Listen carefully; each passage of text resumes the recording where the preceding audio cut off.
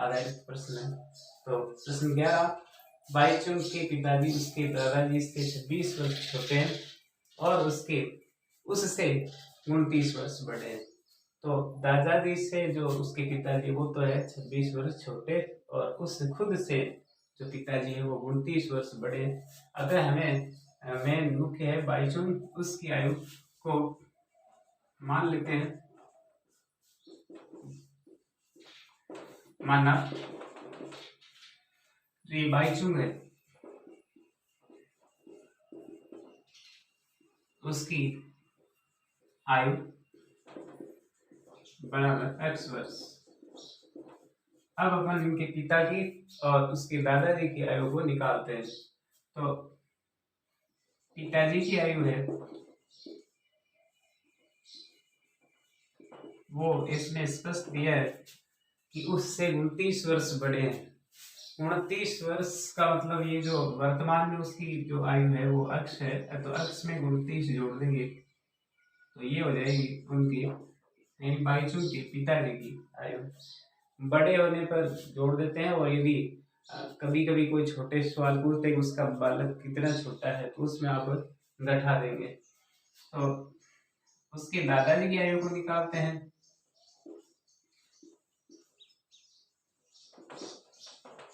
तो लिखा है कि जो दादाजी है वो पिताजी से 26 वर्ष छोटे हैं। इसका मतलब पहले पिताजी 29 वर्ष बड़े, फिर उनसे जो 26 वर्ष और बड़े हैं दादाजी। तो x प्लस 29 तो है पिताजी की और उससे 26 वर्ष बड़े हो जाएंगे। तो इसका मतलब x प्लस ये 26 और 29 को जोड़ेंगे तो 55 वर्ष हो जाएगी दादाजी की आयु। तो अब उनकी आयु का योग दे रखा 135 वर्ष, तो उनकी अलग अलग आयु ज्ञात करेंगे। तो प्रश्नानुसार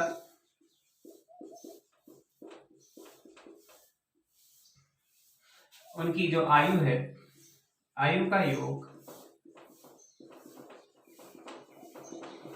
वो है 135 वर्ष। तो हमें क्या करना है, इन तीनों की आयु लिखनी है। पहले जैसे बाईचुंग की आयु x, दूसरी पिताजी की आयु x प्लस 29 प्लस उनकी जो दादाजी की है x प्लस 55 बराबर 135 वर्ष। यानी क्योंकि तीनों की आयु है वो उनका योग अब हमें दे रखा है, अतः तीनों को आयु का योग 135 वर्ष इनके सामने रख देंगे। अब अपन क्या करेंगे, अक्ष अक्ष अक्ष को 3 जगह इसलिए इनको जोड़ेंगे तो ये हो जाएगा 3x प्लस 29 में आप 55 जोड़ेंगे तो हो जाएगा 84, 29 और 55 बराबर 135। अब 3x ये जो 84 है इनका आप पक्षांतरण करेंगे तो ये इधर 135 में से, क्योंकि यहाँ प्लस की संख्या है वो इधर दाहिने पक्ष में जाने पर माइनस की हो जाती है यानी ऋणात्मक हो जाती है। तो 3x बराबर इसमें से आप ये 84 घटाएंगे 135 में से तो 51 वर्ष बचेगा। अब x बराबर 51/3, क्योंकि ये 3 गुणा है तो ये भाग में लग जाती है, x बराबर 17 आए। इसका मतलब हमें जो उत्तर मिलेंगे, पहले मानी थी बाईचुंग की आयु, तो बाईचुंग उसकी आयु है वो है x का मतलब x का उत्तर है 17 वर्ष। दूसरा उसके पिताजी की आयु, पिताजी की आयु हो जाएगी x प्लस यहाँ 29 मानी तो इसमें जो 17 है वो जुड़ जाएगा, 17 प्लस 29 बराबर हो जाएगा 9 7 16 2 3 1 4 46 वर्ष। और उसके दादाजी की आयु हो जाएगी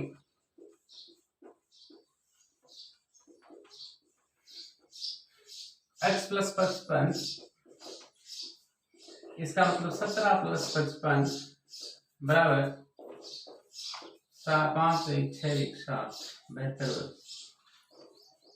तो 17 वर्ष, 46 वर्ष और 72 वर्ष अलग अलग आयु उनकी ज्ञात हो जाएगी। अब जो 12वां क्वेश्चन है,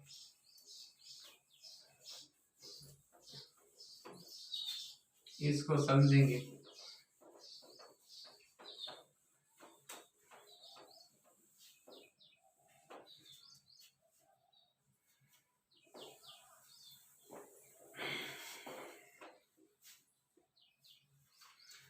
पंद्रह वर्ष बाद रवि की आयु उसकी वर्तमान आयु से 4 गुना हो जाएगी। तो रवि की वर्तमान आयु ज्ञात करें। तो अपन रवि की वर्तमान आयु ही मान लेते हैं। माना रवि की वर्तमान आयु बराबर x वर्ष। अब इसमें शर्त ये दी है कि 15 वर्ष बाद रवि की आयु है। तो रवि की जो 15 वर्ष बाद में जो आयु है वो हो जाएगी, रवि की 15 वर्ष बाद जो आयु, अभी वर्तमान में x है तो x प्लस 15 वर्ष हो जाएगी 15 वर्ष बाद में। अब जो प्रश्नानुसार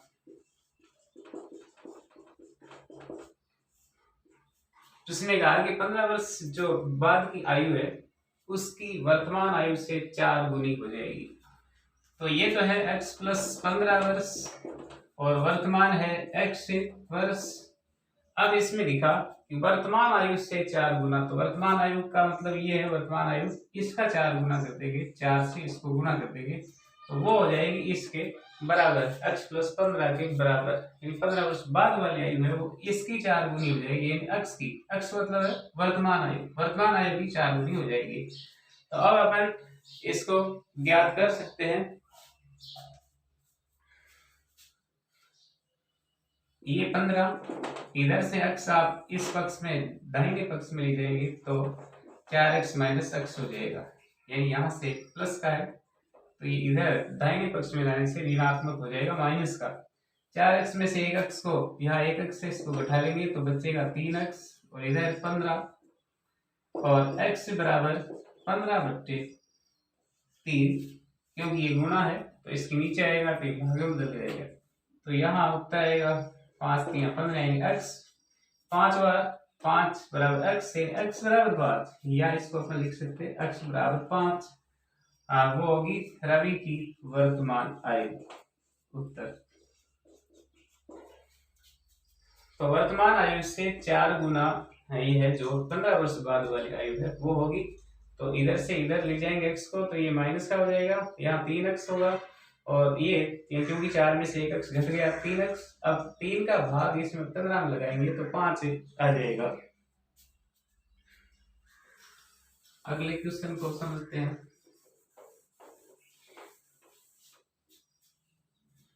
तेरहवां को, अब एक परिमेय संख्या को 5/2 से गुणा करके उसमें 2/3 जोड़ने पर ये प्राप्त होता है। तो आप जैसा जैसा कहा गया उसके अनुसार ही अपन इसको प्रश्न को हल करते हैं। जैसे शुरू में एक परिमेय संख्या है तो इसको मान लेंगे, माना एक परिमेय संख्या बराबर x है। अब इस को 5/2 से गुणा करने पर, यानी इस परिमेय संख्या को 5/x को, या यहां लिखेंगे परिमेय संख्या को x को 5/2 से गुणा किया तो ये हो गया 5/2x। अब इसमें प्रश्नानुसार इसमें क्या है, ये जो संख्या इसमें ये जोड़ेंगे, जोड़ने पर ये मिलेगा। प्रश्नानुसार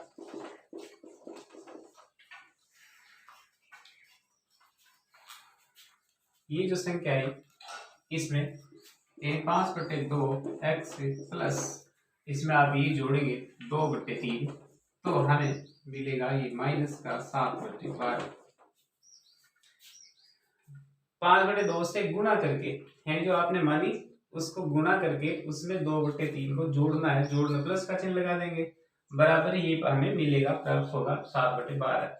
अब आप क्या करेंगे, ये जो संख्या है परिमेय संख्या 2/3, इसको इधर दाहिने पक्ष में ले जाएंगे तो 5/2 यानी पक्षांतरण करेंगे बराबर ये माइनस के 7/12 तो पहले से ही है, और ये संख्या इधर आएगी तो ये हो जाएगी माइनस का 2/3 उधर जाने पर।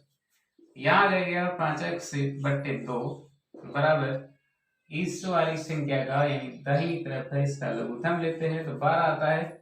12 में 12 का भाग दिया एक बार और 1 को 7 से गुना किया तो 7 का 7 माइनस का चिन्ह, ये दूसरा 3 का भाग 12 में देंगे 4, 4 को 2 से गुना करेंगे तो 8 होगा। 5x/2 बराबर 7 और 8, ये दोनों ही ऋणात्मक संख्या है तो जुड़ेगी 7 और 15 माइनस का 12।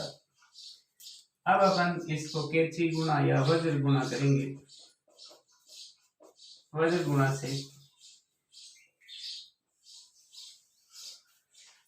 ये जो 5x है वो तो हो जाएगी 12 से गुना, और ये 2 है वो हो जाएगा 15 से गुना, 2 गुना माइनस का 15 तो ये 12 पंजो 60x और इधर 15 दूनी 30। अब हमें x का मान निकालना है, अतः ये जो 60 है वो गुणा की संख्या है, भाग में बदल जाएगी, गुणा की संख्या ये 60 इसके नीचे चली जाएगी 60। अब ये संख्या छोटी करने पर यानी सरल कर लेते हैं तो आप शून्य से शून्य काटते और फिर एक यानी 3 का भाग देंगे दोनों में ही तो 3 एकम 3 और 3 दूनी 6 तो ये परिमेय संख्या हमें मिलेगी 1/2।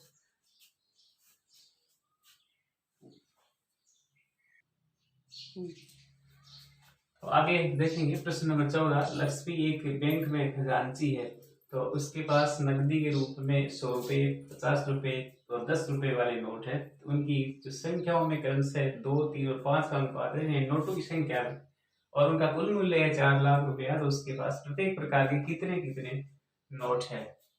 तो अपन जो नकदी के रूप में 100 रुपये और 50 रुपए और 10 रुपए के नोट है उनकी संख्या देख लेते हैं, मान लेते हैं। प्रश्न नंबर 14 उसको हल करेंगे तो माना कि 100 रुपए और 50 रुपए व 10 रुपए वाले 10 रुपए वाले नोटों की संख्या क्रमशः या 2, 3 और 5 के रूप में है तो इसको 2x और 3x व 5x मान लेते हैं। यानी इनकी संख्या क्रमशः 2x, 3x और 5x मान लेते हैं। 100 रुपये, 50 रुपये और 10 रुपये वाले नोटों की संख्या, और अब उनका कुल जो मूल्य है वो भी निकाल लेते हैं। तो अपन जैसे 100 रुपये वाले नोट है उनका अपन मूल्य निकालेंगे, फिर 50 रुपये वाले का निकालेंगे।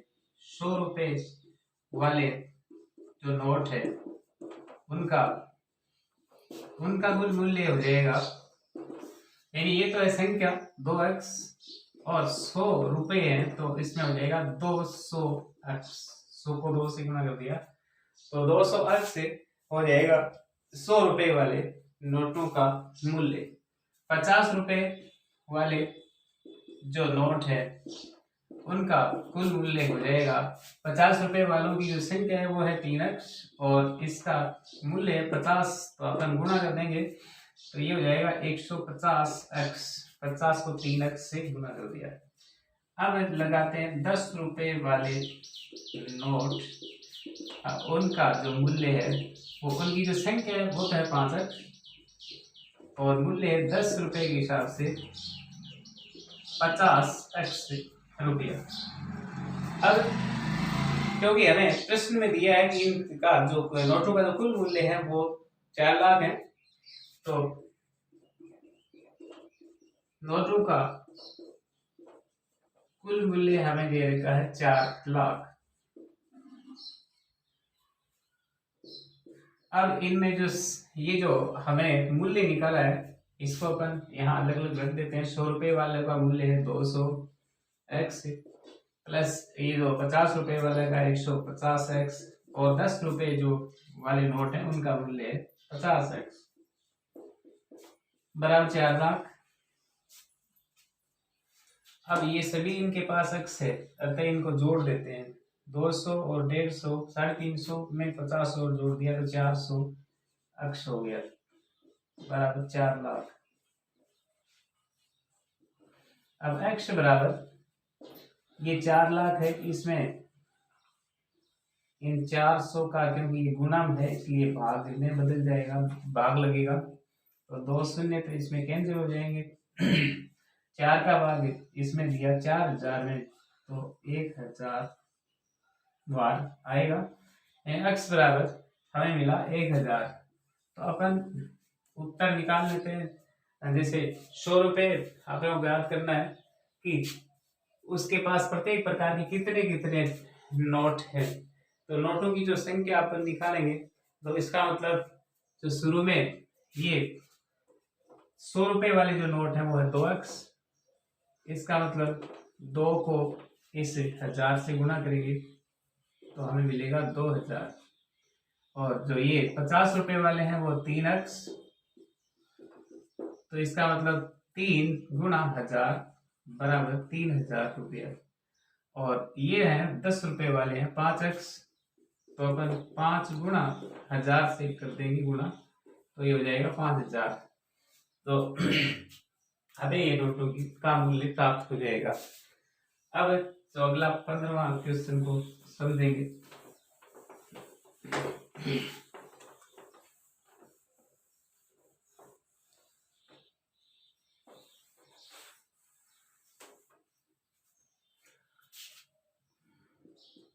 मेरे पास 300 रुपए मूल्य के 1 रुपया 2 रुपया और 5 रुपए वाले सिक्के हैं ये। और 2 रुपए वाले सिक्कों की संख्या 5 रुपए वाले सिक्कों की संख्या से कितनी गुनी है। तो 5 रुपए वाले सिक्कों की जो संख्या है उसकी 3 गुनी होगी 2 रुपए वाली संख्या। तो अपन मान लेते हैं, माना जो 5 रुपए हैं, 5 रुपए वाले सिक्कों की 5 रुपए वाले जो सिक्के हैं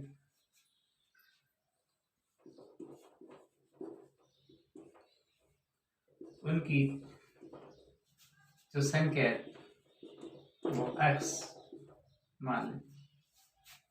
तो यहाँ हमें स्पष्ट दे रखा है कि 5 रुपए वाले जो सिक्कों की संख्या है उसकी 3 गुनी होगी 2 रुपए वाले सिक्कों की संख्या। तो 2 रुपए वाले सिक्के हैं उनकी संख्या हो जाएगी बराबर उसका यहाँ 3 गुना इसका, x का 3 गुना इसका मतलब 3x। तो 2 रुपए वाले तो ये हुए 3x और 5 रुपए वाले हुए x। अब जो 1 रुपए वाले जो कुल वैसे संख्या भी हमें दे रखी है कि उनके पास कुल संख्या है 160, यानी सिक्के हैं, सिक्कों की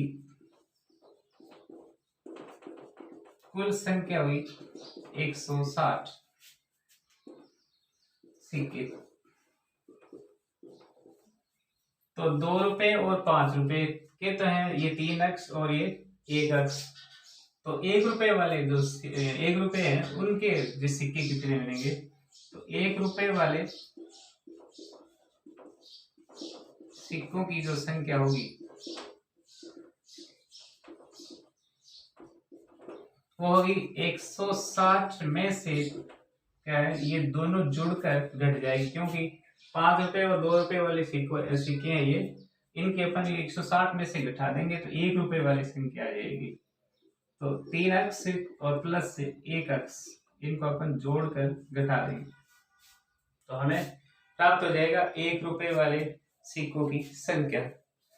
तो यहाँ 160 माइनस ये 3x और ये 1x, इसका मतलब होगा 4x।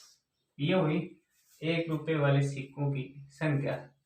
अब अपन को याद करना है इनका मूल्य, क्योंकि 300 रुपए उसके कुल मूल्य है तो हर जो संख्या है हर नोटों की उसके हिसाब से अपन इसका मूल्य निर्धारित कर लेते हैं। तो सबसे पहले 1 रुपए वाले जो सिक्के हैं उनका मूल्य हो जाएगा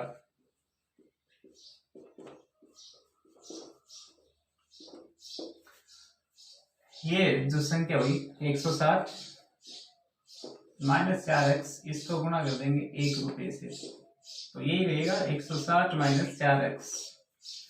दूसरा 2 रुपये वाले सिक्कों का जो मूल्य होगा वो है 2 रुपये जो वाले हैं उनका 3x है, तो आप 2 रुपये के हिसाब से गुणा कर देंगे। यहाँ 3x है, इसको गुणा कर देंगे 2 से, तो आ जाएगा 6x। और 5 रुपये वाले जो सिक्के हैं उनका जो मूल्य होगा बराबर, यहाँ 5 का x माना था, x को अपन 5 से गुणा करेंगे तो हो जाएगा 5x, क्योंकि उनका जो निर्धारण मूल्य है वो 2 रुपया, इसका 5 रुपया और इसका 1 रुपया। इसका मतलब 1 को 5 से, 1 को 2 से और 1 को 1 से गुणा कर देंगे तो हमें ये संख्या मिल जाएगी। अतः हमारे पास जो कुल रुपए बने, कुल रुपए वो मिले 1 रुपये वाले तो हैं 160 माइनस 4x, और 2 रुपये वाले हैं 6x, और 5 रुपये वाले हैं 5x। तो इनको अपन जोड़ लेंगे, जोड़ेंगे तो हमें 6 और 5 11, 11 में से 4 वापिस घटाएंगे तो मिलेगा 160 प्लस 7, 160 प्लस 7x, क्योंकि 6 और 5 11, 11 में से 4 क्यों माइनस की है इसलिए घट जाएगी, इसका मतलब 7x प्राप्त हो जाएगा। परंतु जो कुल मूल्य दे रखा है वो है 300 रुपया, तो अपन इनको 300 के सामने रखेंगे।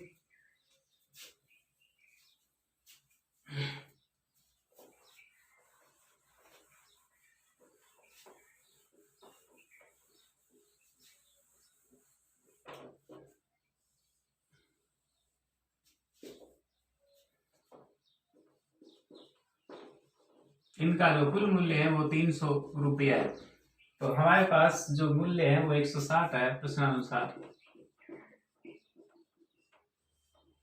160 प्लस 7x बराबर 300, ये हमें समीकरण प्राप्त हुई। तो अब अपन x का मान निकाल लेंगे। ये 7x बराबर 300, ये संख्या है प्लस की तो इधर जाएगी, ऋणात्मक हो जाएगी, माइनस की संख्या 7x बराबर 300 में से 160 को घटाएंगे तो बच जाएगा 140। x बराबर 140 में अपन 7 का भाग, क्योंकि गुणा गया इसमें भाग लग जाएगा, तो उत्तर आएगा 7 दूनी 14 20 के हिसाब से, 20 रुपए के हिसाब से। तो अब अपन अलग अलग नोटों की संख्या यानी शंकु की संख्या निकालेंगे। अतः उत्तर 5x जो शुरू में माना था, 5 रुपए वाले से जो सिक्के हैं उनकी संख्या